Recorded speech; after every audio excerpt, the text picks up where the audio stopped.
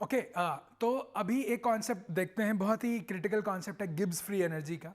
तो Gibbs free energy एक नया वेरिएबल इंट्रोड्यूस कर रहे हैं, जो कि हम लोग पहले जैसे कि हम लोग वेरिएबल इंट्रोड्यूस किए थे, जैसे एंथैल्पी को इंट्रोड्यूस किए थे या एंट्रोपी को इंट्रोड्यूस किए थे, उसी तरह हम लोग यहाँ पे एक नया वेरिएबल इंट्रोड्यूस कर रहे हैं गिब्स फ्री एनर्जी। ठीक है, तो कैसे डिफाइन हो रहा है?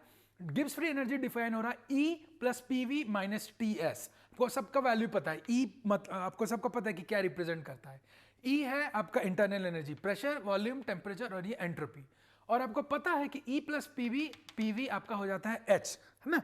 तो ये आपका हो गया G is equal to H minus T S. ये है आपका गिब्स फ्री एनर्जी का ये डेफिनेशन हो गया। ठीक है, ये हम लोग डिफाइन कर रहे हैं कि जैसे E प्लस पी वी को H मान लिए थे, H माइनस टी एस को हम लोग G मान लेते हैं। ठीक है, तो ये जो गिब्स फ्री एनर्जी है, ये आपका अवेलेबल एनर्जी ऑफ रिएक्शन इससे डिफाइन करेंगे।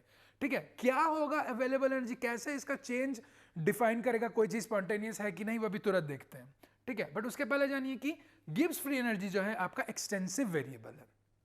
एक्सटेंसिव वेरिएबल वो वाला वेरिएबल था जहां पे आपका क्वांटिटी पे, अमाउंट पे आपका डिपेंड करता था। किसी भी size of the quantity of the पूरा सिस्टम पे आपका गिब्स फ्री एनर्जी का मतलब डिपेंड करेगा। ज्यादा क्वांटिटी को तो ज्यादा गिब्स फ्री एनर्जी आएगा।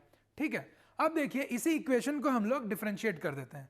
डिफरेंशिएट कर देते हैं तो इधर आ गया डेल्टा जी, ये आ गया डेल्टा एच, और ये प्रोडक्ट रूल से आ गया टी डेल्टा एस और एस डेल्टा टी।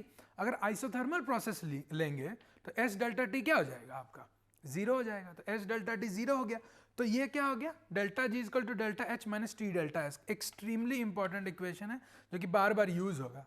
क्यों क्यों यूज होगा? बिकॉज देखिए ये जो डेल्टा जी है और यहाँ पे आपका ये गिब्स फ्री एनर्जी का चेंज है, ये एंथैल्पी का चेंज है और ये एंट्रोपी का चेंज है। ये एक ऐसा इक्वेशन है जो कि एंथैल्पी चेंज और एंट्रोपी चेंज को कंबाइन करते हुए डेल्टा जी में चेंज बता देता है। और डेल्टा जी में जो चेंज होता है वो आपको बताता है कि कोई भी रिएक्शन स्पॉन्टेनियस है कि नहीं है। इसका मतलब देखिए, हम एक बार पहले बेसिक केमिस्ट्री में हम लोग इंट्रोड्यूस किए थे कि जिस चीज की भी एनर्जी ज्यादा होती है वो कम स्टेबल होता है। ठीक है, तो अगर मान लीजिए आपके पास कोई एक ए कंपाउंड है, वो ए से बी में जा रहा है, तो यहां पे देखिए ए का जो एनर्जी है, मान लीजिए वो कुछ था और बी का एनर्जी आपका फाइनल में कुछ आया, तो ये रिएक्शन तभी स्पॉन्टेनियस होगा, तभी खुद से आगे जाएगा तब जबकि ए अपना एनर्जी खुद बी में, ए का एनर्जी जब बी का एनर्जी ए से कम होगा तभी वो ए से बी में जाएगा। देखिए ये हायर एनर्जी में था रिएक्टेंट, ये लोअर एनर्जी में आ गया प्रोडक्ट। तो ये रिएक्शन स्पॉन्टेनियस है, एनर्जी कम हो रहा है। तो एनर्जी कम करने का जो भी रिएक्शन होता है, कि जो भी रिएक्शन अपना एनर्जी कम कर रहा है वो स्पॉन्टेनियस होगा, क्योंकि हर चीज को स्टेबल बनना है। स्टेबल कैसे बनते हैं? एनर्जी कम करके। तो कोई भी रिएक्शन जब अपना एनर्जी कम करता है तो वो चीज स्पॉन्टेनियस होती है। एनर्जी कम करना मतलब जी कम करना, फ्री एनर्जी कम करना, यही एनर्जी है जो कि कम होना होता है। ठीक है, तो यही है कि गिब्स फ्री एनर्जी कम हुआ मतलब डेल्टा जी क्या हो गया, नेगेटिव हो गया। फाइनल कम है इनिशियल से, तो डेल्टा क्या हो गया, डेल्टा का साइन क्या आएगा, नेगेटिव आएगा। तो कोई भी रिएक्शन अगर नेगेटिव आता है ना जिसका डेल्टा जी, वो रिएक्शन आपका स्पॉन्टेनियस हो जाता है। स्पॉन्टेनियस खुद से होने लगेगा वो रिएक्शन। ठीक है, अब देखिए कि जब हम देख रहे हैं कि H और S का, डेल्टा H और डेल्टा S का साइन से डेल्टा जी इफेक्ट हो रहा है, तब कुछ कुछ केसेस देख लेते हैं जहां पे आपका डेल्टा H और डेल्टा S का साइन देख लेंगे और फिर देखते हैं कि डेल्टा G पे उसका इफेक्ट कैसे आ रहा है। ठीक है, अब देखिए बहुत सिंपल है। अब एक ऐसा मान लेते हैं कि एक ऐसा रिएक्शन है जो कि एक्सोथर्मिक रिएक्शन है और वो उसका एंट्रोपी इंक्रीज हो रहा है, मतलब H नेगेटिव S पॉजिटिव। तो आप बताइए कि यहां H का साइन, डेल्टा H का साइन क्या है, नेगेटिव है। ये T डेल्टा S का साइन क्या है, पॉजिटिव है। और ये पॉजिटिव और नेगेटिव मिलकर क्या हो गया, पूरा को तो नेगेटिव बना दिया। इसका मतलब ये भी नेगेटिव और ये भी नेगेटिव है ना, तो दोनों नेगेटिव। तो किसी भी केस में कोई भी टेम्परेचर पे डेल्टा जी का वैल्यू क्या होगा, नेगेटिव ही रहेगा, पॉजिटिव तो नहीं हो सकता है। इसका मतलब क्या हुआ कि कोई भी टेम्परेचर पे डेल्टा जी नेगेटिव है, इसका मतलब कोई भी टेम्परेचर पे ये इस तरह का रिएक्शन स्पॉन्टेनियस होगा। कोई भी ऐसा रिएक्शन जो कि एक्सोथर्मिक है और इसका एंट्रोपी बढ़ रही है, वो हमेशा ही खुद से स्पॉन्टेनियस होगा। कैसे, इससे समझ लिए। इसका जस्ट उल्टा, आप डेल्टा एच को पॉजिटिव कर दीजिए, एंडोथर्मिक कर दीजिए, और डेल्टा एस को नेगेटिव कर दीजिए। अब देखिए, अब ये वाला क्वांटिटी हो गया आपका पॉजिटिव, और ये वाला क्वांटिटी अंदर में नेगेटिव, और ये नेगेटिव नेगेटिव क्या हो जाएगा, ये पूरा चीज को पॉजिटिव कर देगा, तो ये भी पॉजिटिव इधर भी पॉजिटिव, तो ये डेल्टा जी कभी नेगेटिव हो पाएगा, कभी नहीं हो पाएगा। टेम्परेचर बढ़ाइए घटाइए कुछ नहीं, उससे कभी पॉजिटिव से नेगेटिव नहीं हो पाएगा। तो इस तरह का रिएक्शन इज नेवर पॉसिबल, ये पॉसिबल कभी नहीं होगा, ये ऑलवेज पॉसिबल, ये नेवर पॉसिबल। इस तरह का रिएक्शन स्पॉन्टेनियस खुद से नहीं होगा, ठीक है। अब देखिए इसके बीच का एक एग्जांपल देखते हैं।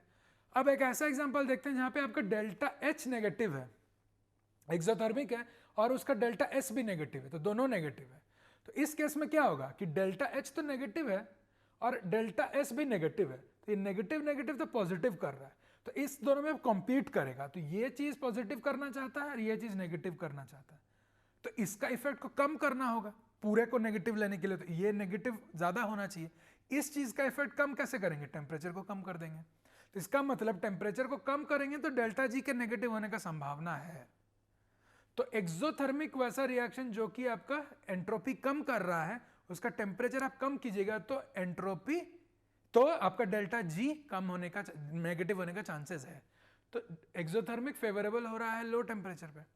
उसी का उल्टा डेल्टा एच पॉजिटिव है, मतलब एंडोथर्मिक है, तो ये वाला एंडोथर्मिक, ये वाला पॉजिटिव हो गया, और डेल्टा एस आपका पॉजिटिव है, तो ये पॉजिटिव और नेगेटिव इसको नेगेटिव बना रहा है। तो ये वाला क्वांटिटी अब नेगेटिव होना चाहता है और ये वाला क्वांटिटी आपका पॉजिटिव, तो इस क्वांटिटी आपको बढ़ाना पड़ेगा। ये वाला क्वांटिटी कैसे बढ़ेगा, टेम्परेचर को बढ़ाइए, तो टेम्परेचर को जैसे बढ़ाइएगा तो ये वाला क्वांटिटी आपका नेगेटिव होने लगेगा, डेल्टा जी। तो क्या हो रहा है कि जो भी एंडोथर्मिक प्रोसेस है, और ऐसा एंडोथर्मिक जो कि अपना एंट्रोपी को इंक्रीज करना चाहता है, तो वैसा प्रोसेस हायर टेम्परेचर पे फेवरेबल हो जाएगा।